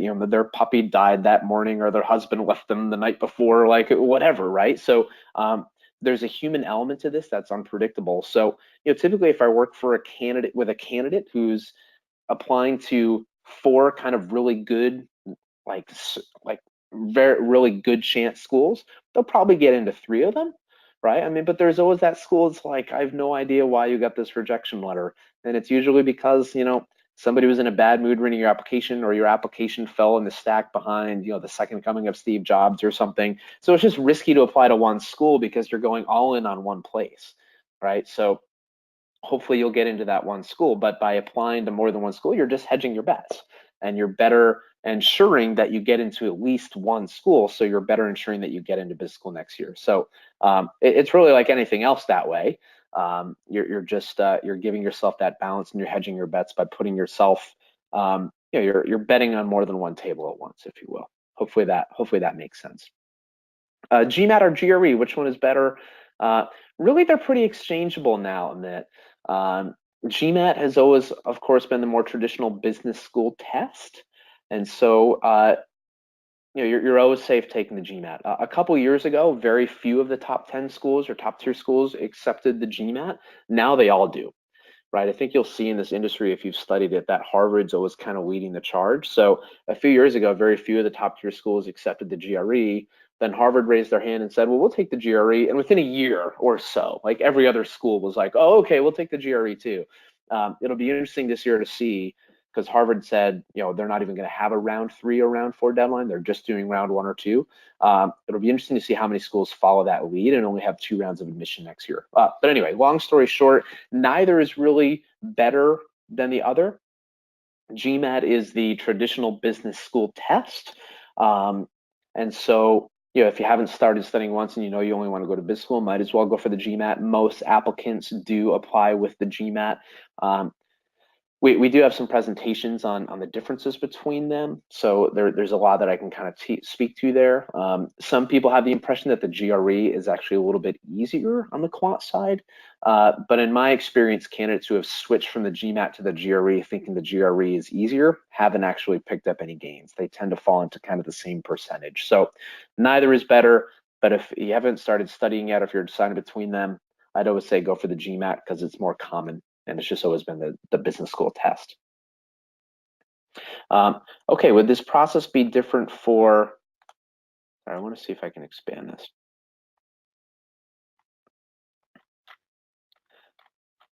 Sorry, some of the questions are being cut off, so I'm just trying to expand my window. Okay. Would this process be different for an active duty Army officer who isn't looking to get into a top 20 school? Yeah, potentially. If you're looking to go to a lower ranked school or a part-time program or an advanced program, like I'd have to know more about your specific candidacy, Michael. So yes, I mean, depending on where you're applying, this process could become much different, depending on where you are and the type of program that you're applying to. So would this process be different? Potentially, depending on who you are, where you are in your career, and where you're applying. So sounds like there's more detail. Well, I know there's more detail I need to know, Michael. So I think you'd benefit from some time with me. So if you haven't yet, book some time with me. We can talk about that. I'm happy to give you any advice I can. I'm just asking, what is the deadline for round 1? For most schools, that's in September or October. So again, Duke's round 1 application this year is today. There's still a couple others coming up this week, and The last few weeks I've been very busy with candidates kind of cramming for their round one application. So September, October is typically the round one deadlines, depending on the school. My work experience is based in startups and doing entrepreneurship. Does that affect applying to a top-tier university versus being in big firms? No, it's all in how you tell your story. So I work with entrepreneurs all the time. So I think that's perfectly legitimate experience to have, Renato. It's all in how you tell your story and market the skills that you've gained from being an entrepreneur. So typically I see entrepreneurs make really strong leadership cases if they've hired other people. They're typically strong in how to build a business, obviously, maybe growth strategy, marketing and sales. I mean, I think maybe better than any other demographic, like entrepreneurs have a really well-rounded skill set. Like if you started your own startup, you have to know how to start a business, you have to know marketing, you have to know sales, you have to know finance and how to kind of manage the books. And even if you're not the one who started, if you're the second, fifth, 10th person in the door, it's still usually an all kind of all hands on deck type situation. So you're getting exposure to a lot of different areas of business. So certainly, I think you could potentially have a great case to make if you're an entrepreneur working for a startup. I don't think that's a bad thing at all. What can I improve in my profile apart from my GMAT score in the next year if I have to make my profile stand out? Probably it kind of depends on where you are, right? So certainly getting a promotion will help. Doing more community service, better coming up with examples of quantitative ability, finding ways to show leadership skills. Like it really depends on your specific situation, the progress you've made, and maybe the outstanding weaknesses that you have. So certainly a year is a long time to make significant gains in the quality of your application in many cases.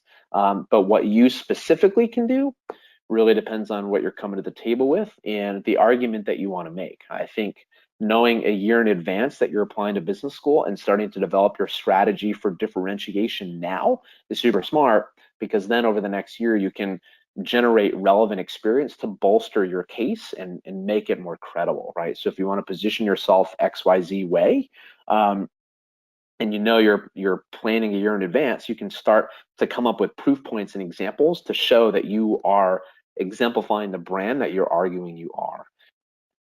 I have a non-traditional background. I'm an MD. Can I get accepted to a top-tier MBA program? For sure, Luis.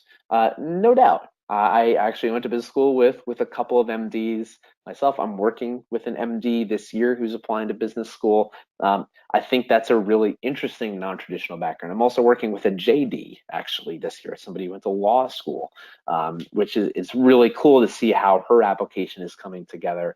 So for sure you can. You're right that it's non-traditional. It's not a common path, but it's not a bad thing to come to the table with an MD, Luis. I hope I'm saying your name correctly. I think that's very impressive, in fact. So good for you. Okay, Nikhil, longer one. For candidate having work experience close to 22 months, is a master's program more suitable than an MBA? So there's a couple questions there. So I'll start there. 22 months. So that's almost 2 years for candidates with work experience is a master's program. I mean, if you want to go to school right now and you're unwilling to wait, then yes, a master's program is going to be a smarter choice. At least, again, my expertise, again, is for the top tier schools. So there are lower ranked schools, online programs, part-time programs that'll take you with less than 3 years work experience. But with regards to a top tier school, you're going to have a hard time getting in with 22 months of experience. So if you're determined that you absolutely have to get your master's degree this year, and you're aiming high for a well-branded top-tier school, you're going to have more luck in a non-MBA program than you are trying to get into a top-tier school with 22 years work experience. Is an undergrad GPA of 3.2 too low for applying to top schools? Absolutely not. If you go onto, I'll throw in some marketing here. It's free. Go to my YouTube channel. I've started to interview candidates who went to top tier schools who I've worked with in the past. And I just started this a couple of weeks ago, but you'll see interviews there with candidates who had, I just interviewed a guy from Kellogg, for example, at a 3.1 GPA who's at Kellogg right now, which is obviously a top tier school.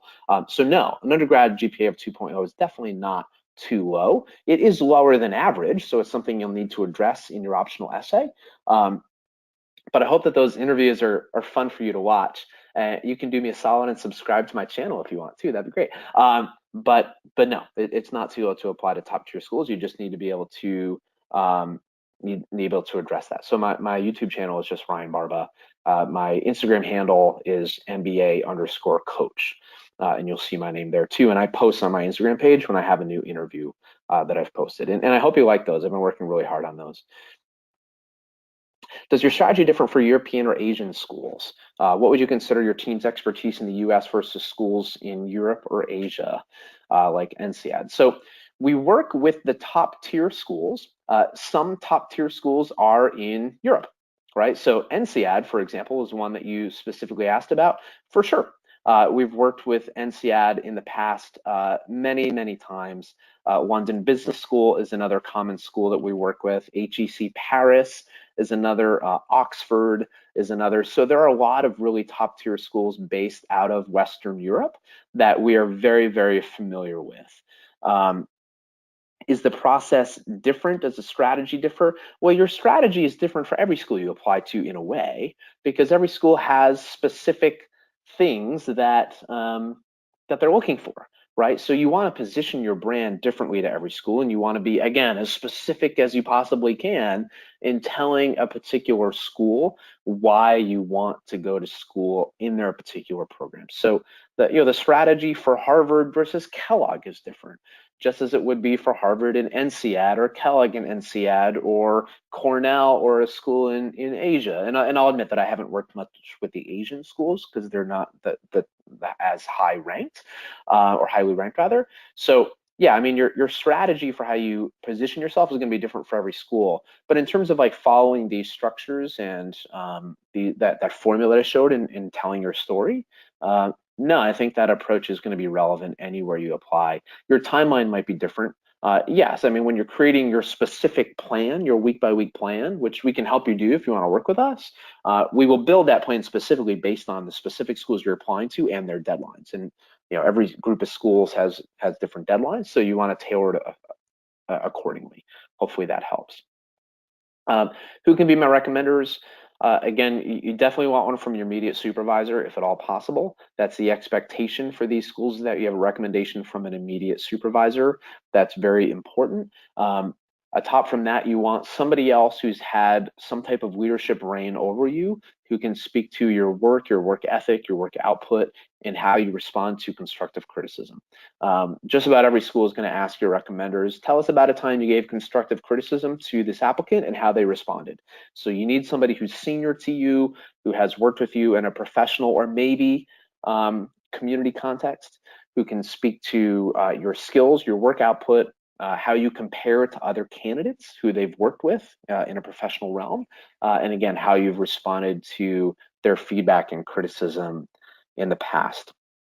If you have specific questions, Pragya, happy to answer them. Just sign up for a consultation, we can talk. Has your team worked with design professionals? I'm a licensed architecture with a master's degree, 7 years of work experience. We have, for sure. It's definitely an underrepresented background, but again, I actually think that's a good thing. So yeah, so we've worked with licensed architects, design professionals in the past, for sure. We've also worked with people like more firmly in the fine arts, like I've worked with professional dancers before, for example. So yes, for sure, we've worked with that exact type of background, as well as similar artsy backgrounds, if that's the right word. Sorry if that's not politically correct. Does a high GPA counter a low GMAT score? To an extent, yeah. I mean, basically, you want to think about it as if you have a really low GMAT score or a low GPA, you want to offset it with a high GMAT. So yes, if one is slightly below average and the other is slightly above average, typically you're okay.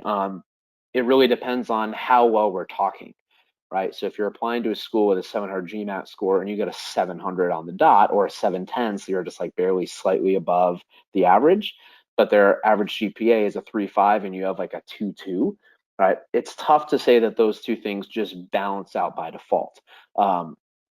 So to an extent, yes, if you have a weakness in one, you want to counteract it with a strength in the other. But anytime you have a weakness, like a low GMAT, a low GPA, a work gap, you want to really crush that optional essay, Daniel. So make sure to use that. Again, on my YouTube channel, I actually have a video on how to crush the optional essay and how to address a weakness. It's like an 8-minute video, so it's pretty digestible. Take a look at that. And Daniel, if you need some advice on how specifically to address weaknesses in your specific case, again, sign up for a consultation. I'm happy to help however I can. Okay, hi Ryan. I won't be able to apply to round 2 because of my work timeline. If I try really hard for round 3, will I able to make it into a top 10 school except for Harvard, which has no round 3? I can take the GMAT in December. I have 4 years of experience. 2004 grad from ITT Conpur with a undergrad GPA of 3.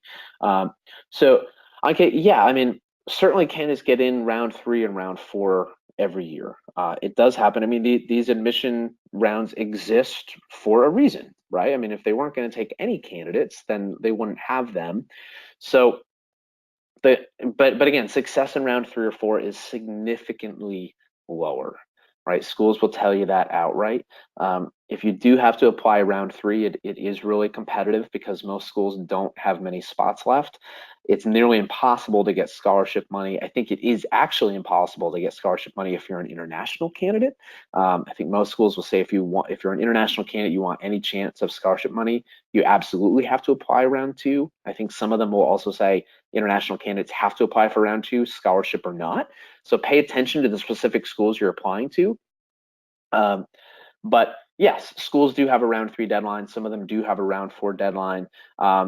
It sounds like you have some weaknesses in your profile, right? With an undergrad GPA of 3.0, that's obviously below the average for these top tier schools. So you have some challenges already. Applying later is just going to exacerbate those challenges, right? You're just making it that much harder. So can you apply? For sure. Am I telling you you definitely won't get in? Of course not, right? I mean, you have, other than that, you have some really sound experience. It sounds like you've done some really great work. So I'm not discouraging you completely, but I can tell you that chances of success in round 3 are lower. I mean, at the very least, maybe apply to a couple schools round 2, a couple round 3, right? You can spread them out a little bit, but it's also worth deciding whether it'd just be better for you to wait until round 1 next year. Right, if you're super busy, you haven't taken the GMAT yet, so you're kind of scrambling and you know you're not going to get it in for January, what you should be balancing is whether it's better to just wait. And depends on your individual circumstance, but when I'm in those conversations with candidates, I will oftentimes tell them to wait another year rather than apply round 3. But again, that's different for every candidate, so I'd have to take your individual circumstances into account. And just knowing your stats isn't enough, right? Again, what's going to get you into school is not just your stats, it's going to be how you tell your story. How should you adapt your strategy and branding if you apply for a dual degree? That's a really good question. It really depends on the type of dual degree you're applying to and the specific school. So there's a lot of kind of permutations there. Some schools, if you're applying for a JD MBA, for example, some schools would just have one application. Some schools have separate applications. You have to get into both schools separately, right? Whereas, again, others kind of join them together and you have like one additional essay that kind of, they're shown to both schools. I would never change your brand. Right, and that's also true between different schools. Your brand should be the same at Harvard as it is at Cornell, as it is at Yale, right? How you tell your story and how you position yourself to demonstrate fit for individual programs, like that's certainly something you want to do, but your brand, your go-to strategy, your messaging for why you're better than the other candidates who are applying to each school, that should not change. So stay consistent to your brand. A lot of the candidates that I interview in my interview series that I talked about on my YouTube channel talk a lot about that. Like, be true to who you are, tweak your messaging a little bit, but don't change your career goals or your branding based on the schools you're applying to. Like, find the schools that fit you based on who you are and what you want to do, rather than trying to pretend to be something you're not for one school or another. So your go-to-market branding strategy should be the same everywhere you apply, business school or non-business school, right? Again, how you tell that story is different, and how the process works logistically is different depending on the joint degree you're pursuing, and again, whether it's a joint application or separate applications. So it really does kind of depend on a lot of those factors. So I hope that's helpful. Hi, just wondering if I missed the link to download the PowerPoint. No, that'll be sent to you via email, Cleo. Great. Good. I think I've kept up. Any other questions? Goodness, we've already been at this for a couple hours. Thank you all so much for sticking around. I'm seeing that almost 90% of the people who showed at the beginning are still here. So hopefully that means that this was high value. So thank you again for those of you who have stayed. I hope to see a lot of you sign up for the consultation. Would love to talk to you, especially if you're interested in the services. Again, I'd love to have you work with us and be part of our success story this year. Maybe you can become one of those candidates I interview next year about your tips for future candidates. I'm really excited about this this interview thing. How much is the consultation? The consultation is free. The services are not. But if you just want to talk to me and again, the hope is that you're signed up for a consultation because you're interested in the services. So please sign up if you have the budget and the willingness to work with us. But the conversation itself is free.